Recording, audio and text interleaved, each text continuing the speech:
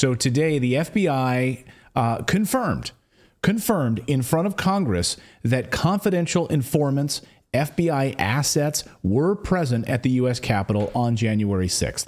Now, they may have done this a little bit unwittingly, but they were doing this because today we had a congressional testimony from several FBI whistleblowers, not just one, who had claimed that they were concerned that the civil liberties were being compromised of the people that they were going after in pursuit of January 6th participants. Now, there's a big piece of these testimonies that have nothing to do with January 6th. We should mention that, but we're going to specifically focus on the January 6th piece of this because a number of whistleblowers also talked about being asked to go after and investigate school board meetings and taking the license plates of people who are going to school board meetings. Like, really? Can you imagine? Like, hey, honey, I'm going to a school board meeting tonight. Oh, and the FBI is tracking you because you're going to the school? That was also part of this, but that's not what we're going to specifically focus on. January 6th is what we're going to look at. So all of those people out there, all of you guys that were vilified for or called a conspiracy nut for saying that the FBI was actively involved on January 6th, you have now been vindicated. You have now been vindicated. So if you've got a family member who's like, oh, Janice, you're just one of those conspiracy nuts, show them tonight's episode and show them this testimony that we're about to show you. Whistleblowers admitting that FBI Director Christopher Wray lied under oath to Congress that no FBI agents were present during the January 6th riots. Now, I think it's worth noting before we get into this, because already there's a contingency of Democratic congressional leaders who are saying, well, this is just sort of the latest move by MAGA Trump Republicans. This should have nothing to do with politics at all. This is an FBI whistleblower who said if these people who had said even before this hearing, if these people did something wrong and we take them to trial, we will lose because we are infringing on their civil liberties. This is what he was concerned about, is that we can't bring the hammer on these people until we see what it is we've got against them. And if they are cooperating, we shouldn't be breaking down their doors and infringing on their civil rights. He was concerned. He wasn't saying, I won't go after these people. What he was initially saying is the way in which we're doing it is outside of protocol. We should all be concerned about this. It should have nothing to do with Biden or Trump. We know that the crux of that day was about the election, but really, it no longer is about politics. So when we say when we see Democrats just crying about how, oh, this is a MAGA apologist move, we should reject that as partisan politics. All right, let's get into it. So whistleblowers admitting that Christopher Wray lied under oath to Congress that no FBI agents were present during the day on January 6th.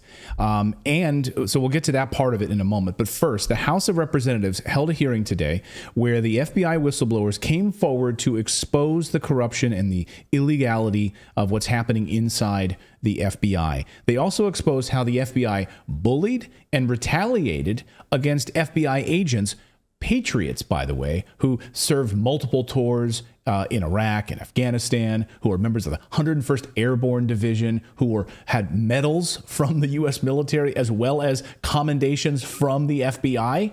These people were smeared by other FBI agents and higher-ups within the FBI, and they were retaliated against by the FBI, who saw this corruption going on, and they saw this, and they tried to stop it. They tried to bring it to the attention of their superiors, and they tried to stop it. They were retaliated against. One of these American patriots is FBI Special Agent Garrett O'Boyle, who served in Iraq.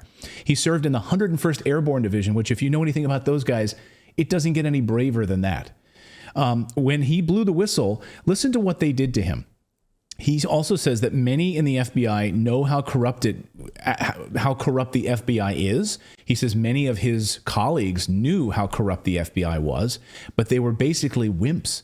And he said that they were just cowards because they wouldn't come forward and admit it, but they would rather just collect a paycheck than do the right thing. Listen to Garrett O'Boyle. Thank you for addressing FBI malfeasance and allowing me to speak today. Aside from that point of gratitude, I'm sad, I'm disappointed, and I'm angry that I have to be here to testify about the weaponization of the FBI and DOJ. During my 4 years as a special agent, I received the highest annual review an employee can receive. I volunteered for, tried out for, and was selected for an FBI SWAT team. I also volunteered for, tried out for, and was selected for a new unit the FBI created. I also received an award for my work on an anti-abortion extremism case. I've been smeared as a malcontent and subpar FBI employee. Too many in the FBI aren't willing to sacrifice for the hard right over the easy wrong. They see what becomes of whistleblowers, how the FBI destroys their careers, suspends them under false pretenses, takes their security clearances and pay with no true options for real recourse or remedy. I couldn't knowingly continue on this path silently without speaking out against the weaponization I witnessed, even if it meant losing my job, my career, my livelihood, my family's home, and now my anonymity. My oath, however, did not include sacrificing the hopes, dreams, and livelihood of my family, my strong, beautiful, and courageous wife, and our 4 sweet and beautiful daughters who have endured this process along with me. In weaponized fashion, the FBI allowed me to accept orders to a new position halfway across the country. They allowed us to sell my family's home. They ordered me to report to the new unit when our youngest daughter was 2 weeks old. Then, on my first day on the new assignment, they suspended me, rendering my family homeless. They refused to release our goods, including our clothes, for weeks. All I wanted to do was serve my country by stopping bad guys and protecting the innocent. To my chagrin, bad guys have begun running parts of the government, making it difficult to continue to serve this nation and protect the innocent. But I, for one, will never stop trying, and I'll never forget my oath. And his oath, and his oath is to put his country first, right? And it's unbelievable. And when you read these, books about these investigators and books about these whistleblowers, you realize that they are actually trained to be upstanding crime investigators. They are trained on a protocol of what is right and what is wrong. It comes across pretty clear. I think if one thing America gets right is that it's written down how to be good, but lately, it just seems like there are too many people who get away with not going by the books anymore. Right. And so because of this precedence. So if he has friends, colleagues, which we're going to play another soundbite from him in a few minutes, and it's probably one of the most amazing pieces of video I've seen. You have to watch what he says. It's sickening, and it's really just cuts you. But you realize that all of these colleagues that were around him saw, a lot of them knew that what the FBI was doing was corruption, that what they were doing was in many ways illegal, and none of them would come forward. They knew that they would be retaliated against. So he comes forward and he's brave, and now he has lost his anonymity. And now, as of over the past 24 hours, apparently security clearance revoked because the retaliation is even stronger now. So much for whistleblower protections. As he comes forward, he gets vilified, has his family forced to move across the country and sell the home, and retaliated against. Right. We're not going to give you your clothes. And then, bigger questions. What happens to your pension? What happens to your retirement when you're treated this way? When you're, I don't know what the FBI version of dishonorable discharge, apparently. Yeah. And so these are important questions. So how did Democrats respond to this today? This committee hearing, this is the weaponization hearing. So here's just a little taste of how Democrats responded by basically trying to smear one of the FBI agent whistleblowers. Basically, Congresswoman Sanchez questions one of these, Marcus Allen, tries to basically question his allegiance to the United States. This guy is a decorated hero in the United States. So Congressman Sanchez, a Democrat, on the Weaponization Committee tries to expose FBI whistleblower by bringing up his Twitter activity. She's like, I'm going to get this guy because he may have tweeted something a couple of years ago that really shows where his head was at on this. There's just one problem. The Twitter account that she tries to get him with, like her little zinger, it's not his account. Has nothing to do with him. It's like she just went to the internet and did a search for Marcus Allen on Twitter, and she grabbed one random Twitter account. Watch this amazing exchange. Thank you. Mr. Allen, have you ever used Twitter, yes or no? I have utilized Twitter, yes. Okay, and is your account at Marcus A970-50645?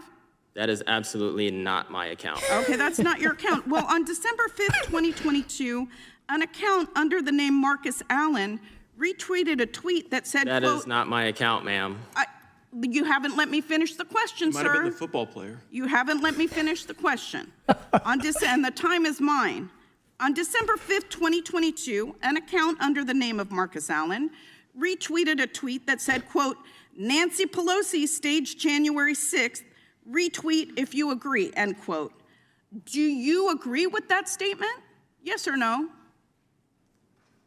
That is, I don't, No, ma'am. That's not my account at all. I have I'm no asking idea. whether you agree with that statement, yes or no? Can you please rephrase the Yeah. statement? Do you think Time of the that gentlelady Nancy has Pelosi expired. staged January 6th? I just want him to answer He'll answer. this He'll last answer. question. Yeah, he'll answer. I'm just telling you your time's up.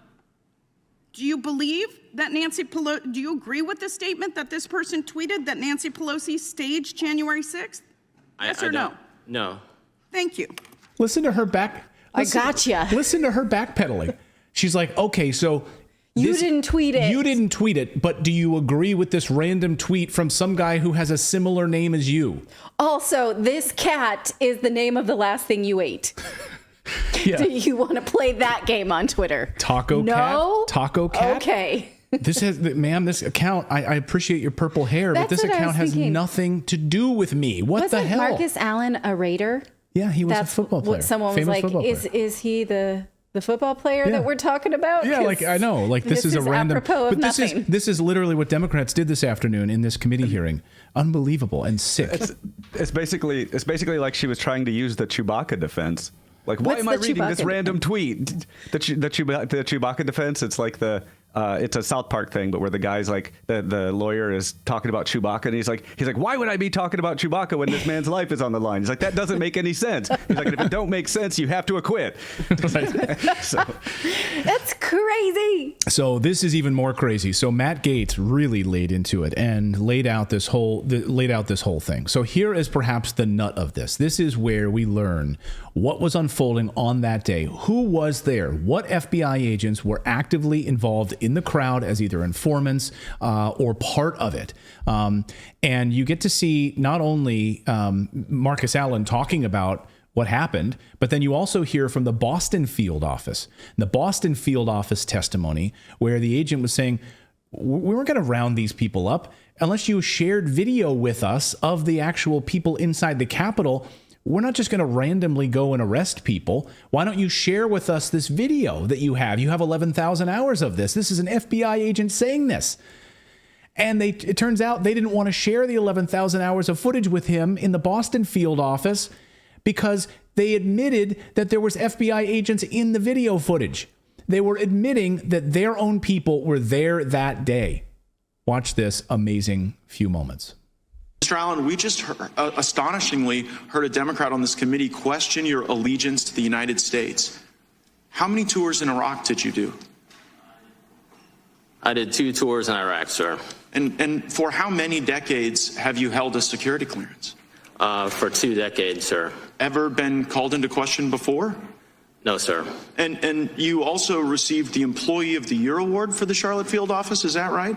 That is correct, sir. Did you receive any medals during your service for the Marine Corps and the United States Navy? I did, sir. As a member of the Marine Corps, I received a Navy Commendation Medal and a Navy Achievement Medal.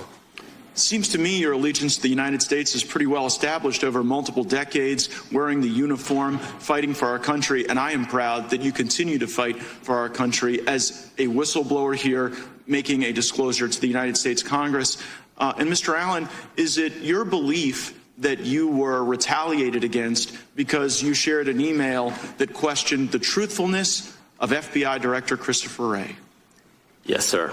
And you believed that he wasn't truthful based on testimony he'd given to the United States Senate, isn't that right?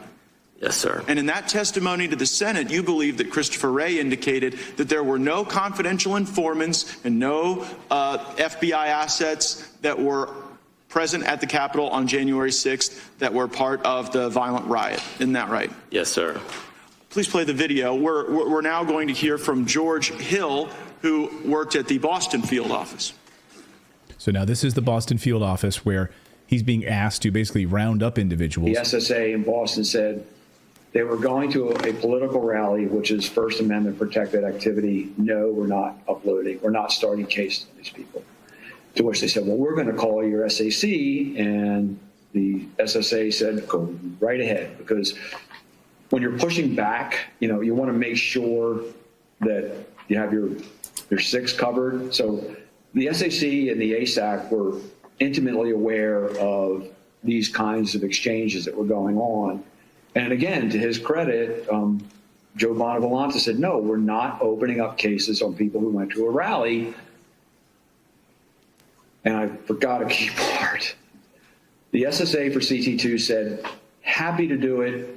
Show us where they were inside the Capitol, and we'll look into it. To which WFO said, we can't show you those videos unless you can tell us the exact time and place those individuals were inside the Capitol. To which the SSA responded back, and I was privy to these conversations firsthand, why can't you show us, why can't you just send us, give us access to the 11,000 hours of video that's available? Because there may be UC's undercover officers or CHS's confidential human sources on those videos whose identity we need to protect. So FBI in the crowd. I want you to hear, hold on, we'll just play the end of this, but that is an amazing moment. So we can't share with you the 11. So we're going to go arrest people who were on the grounds that day for a constitutionally protected event, who were just outside the event. We're just going to go round those people up. You want to share the video with us? I think this also shows not just that there's bravery inside these whistleblowers, but there's bravery inside agents who refuse to do it. Yeah. That there are adults in the room who are saying there is such a thing as civil liberties, and we're not going to do that until we see it. That means we do not have then sort of blind soldiers rounding people up like in the Hunger Games like right now. We stormtroopers, yeah. don't have that. And so if there's a silver lining to this, it's hearing about these stories, whether those people became whistleblowers or not. Silver lining, a few of them, right? Because we know how many people, one of the largest drag nets in American history, busting down doors in the dark, cover of darkness. Brandon Straka, for instance. Do we have that soundbite of Brandon Straka? Brandon Straka was on our show. Brandon Straka was on our show, of course, and we did a whole redacted conversation with him. He had his life turned upside down. He was there to give a speech that day. And he comes out of the subway and he's like, oh, there's lots of people here. He was on the one side of the Capitol, not where like people were, smashing doors. He was on the back side of the Capitol and he was filming it. And he was on his way to give a speech. And then suddenly, like a few weeks later, guess who shows up at his door and then throws him into solitary confinement? Watch this. So exactly 2.5 weeks after January 6th, on the morning of Monday, January 25th, I woke up at dawn to the sound of boom, boom, boom, boom, boom. And I shot up in my bed and I knew instantly, I was like, oh my God. I just remember thinking, oh my God, this really is happening. Wow. Like they really did come. Like I just thought it was like nut, but I didn't even have time to process the thought or the feeling because the way that they were pounding on my door, I knew they were going to break it down if I didn't get there like fast. And so I jumped out of bed, I threw some pants on, and I went like scurrying to my door. And I just said, who's out there? And they said, FBI, open up. And so I opened the door, and on the other side was a team of FBI agents in tactical gear, vests, helmets, etc. And they came into my apartment, and there was one man who I refer to as the lead agent because he did all the talking. And he said to me, do you know why we're here? And I said, no. And he said, you have no idea why we're here. And I said, well, I'm assuming you're here in conjunction with January 6th, but I don't know why you're here. Like, right. What do you want with me? Right. And he said, well, you're facing multiple felony charges for what you did on January 6th. And I remember I said, felonies? I said, I didn't even commit any crimes. And he said to me, oh, I saw your video. Trust me. Yeah, I saw what you did. But we can't see the video. We're not going to share the video. We're not going to share it as evidence so that you can exonerate yourself. You can use it in a court of law. We've seen the videos. Open up, Gestapo. So that's Brandon Straka. Now, I love how, let me go back to that video if we can of the Matt Gaetz thing. If we can, but now it might. Let me see what I can do. It might have reset itself. That's okay. He comes back and he's pointing out that, well, here you go. He specifically asked, did the FBI ever try to get you to do something, he asks Marcus Allen, that was outside the normal order of law enforcement? So we don't need to go back to it unless you have it. He said, did the FBI ever try to get you to do something that was outside the normal order of law enforcement activity? And then to which Garrett O'Boyle said yes. And he has said violence on January 6th doesn't justify weaponizing the government against people who were innocent and did nothing wrong. Thank you for blowing the whistle. That's what he said to O'Boyle at the end of after that video played. So I just want to play for you now. Oh, yeah, this is DC Drano tweeted this a few minutes ago and said, FBI whistleblower testifies under oath that FBI won't allow 11,000 hours of January 6 footage to be released because it would expose undercover agents committing crimes inside the Capitol. Not only was J6 a Fed setup, he says, but now it's confirmed that FBI is also covering its tracks. Now, remember, just a few days ago, we got the Durham report about how the FBI was mobilized to do political favors for the Clinton campaign by investigating the Russiagate controversy without reliable and credible evidence. Now, the FBI's response to this just 3 days ago was, yeah, we've made some changes since 2016, 2017. We've got to do better. This would not happen again. So we were told, so January 6th was now, 2 years ago, but we've been told that 6 years ago, there's been some changes since 2016, 2017. Great point. Right. So they were telling us that what they did in 2016 has now been, they've taken corrective actions. Now, right? And so will we then see them say, yeah, we shouldn't have done that either. We've made changes since 2021, 2022. I mean, we need some response from this because, well, of course, and we need the Judiciary Committee and others to do something, not just hold hearings and fundraise off of this stuff. You know, these congressmen then go and like, yeah, we did this and we're going to fundraise off. Because what normally happens when Congress comes up with something that they think is bad, they can either impeach somebody. Who are they going to impeach over this? Or they can refer to the Justice Department. They absolutely cannot refer the Justice Department to the Justice Department, though. Like here, our hands are tied. Yeah. So this is a most amazing piece of video. I want you to watch this. So O'Boyle, I know everyone in the chat saying O'Boyle rules. You know that reference from a movie. I don't. Garrett O'Boyle. Philip, you know the movie, right?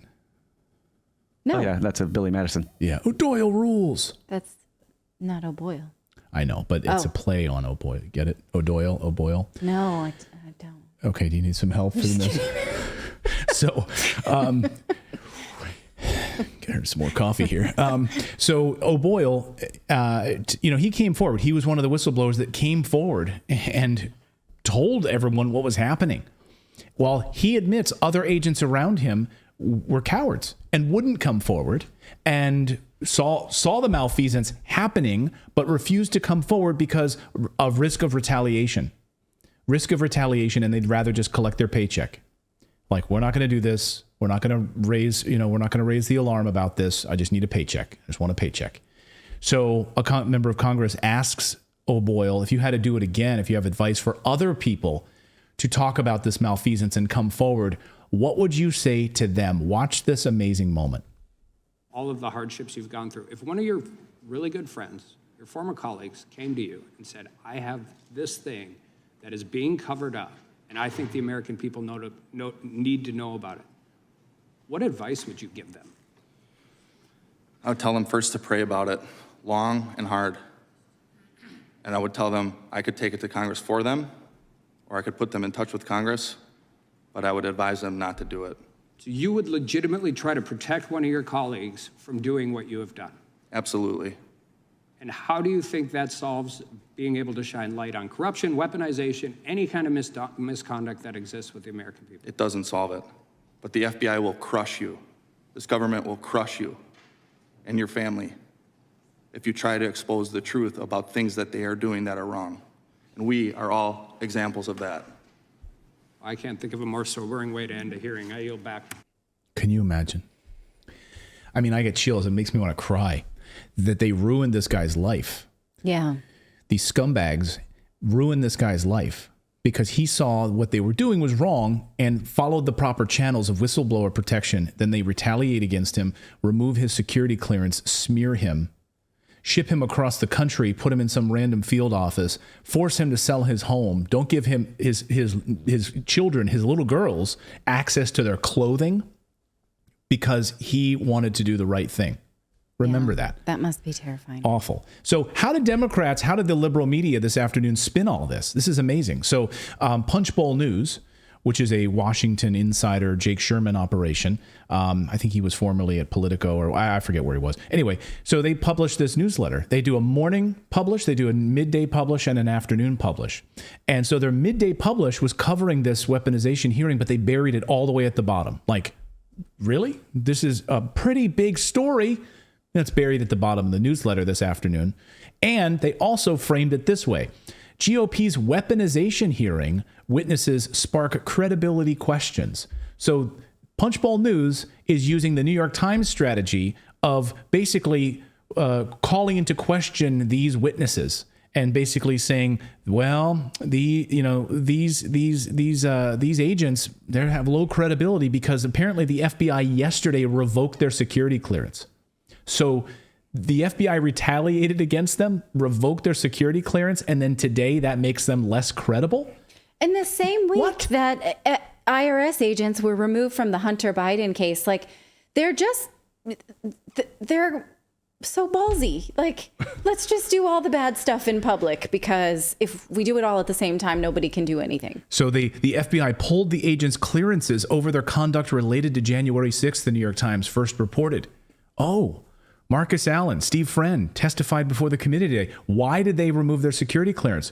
Because apparently they didn't want to be a part of a SWAT team that broke down the doors of people that didn't deserve to have their house broken down into and rounded up and thrown into solitary confinement, just like Brandon Straka did. Especially people who Friend had said earlier this year that they had already been in contact with these people. These people had already been cooperating with their lines of questioning. And so there was no need. These people were like, great, call me later. I'll tell you more what I know about January 6th. And then they go and break down their door. Again, one of the major points that he had made is like, if this person's guilty, we will lose the case because we violated their civil liberties.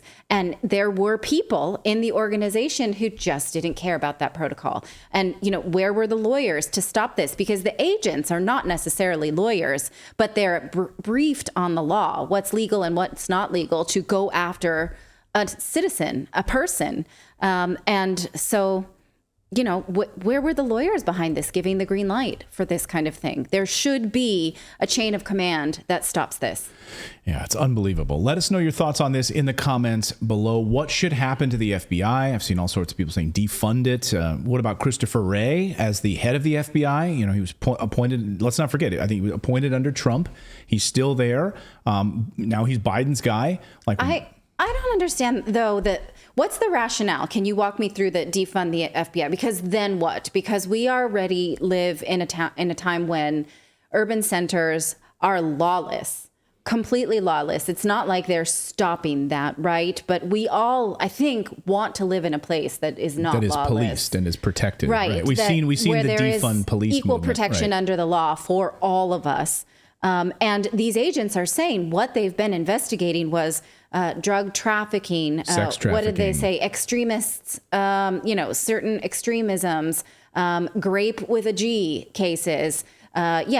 Child trafficking. So who does that then, right? Do we just start over? Do we make something new that does that? Well, maybe we take away, all of the money that they've spent on these, inclusivity handbooks. So the FBI apparently handed out handbooks that showed, symbols to their agents that if you see anyone with a Betsy Ross flag, that's an extremist. That's a potential extremist person if they've got a Betsy Ross American flag.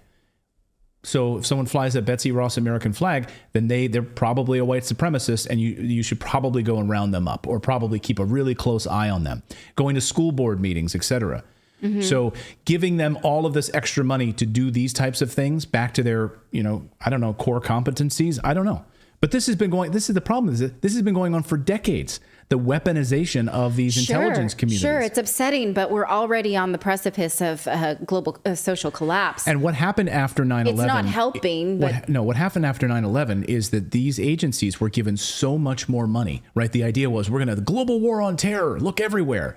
But instead, what do? They looked inside, right? So they've started putting all of that money towards domestic surveillance and abuse of power. That's exactly what this is. This is abuse of power. So let us know your thoughts on this. in the comments below. Thank you so much for watching this segment here at Redacted. We are live every day at 4 p.m. Eastern Time, trying to share the stories that the mainstream media will not cover. You should also come over and join our community of Redacted Rebels over at redacted.inc. That's our private locals community where we can share exclusive content that we simply cannot share here on YouTube. Come over and join the rebellion together right now by going to redacted.inc. We'll see you next time.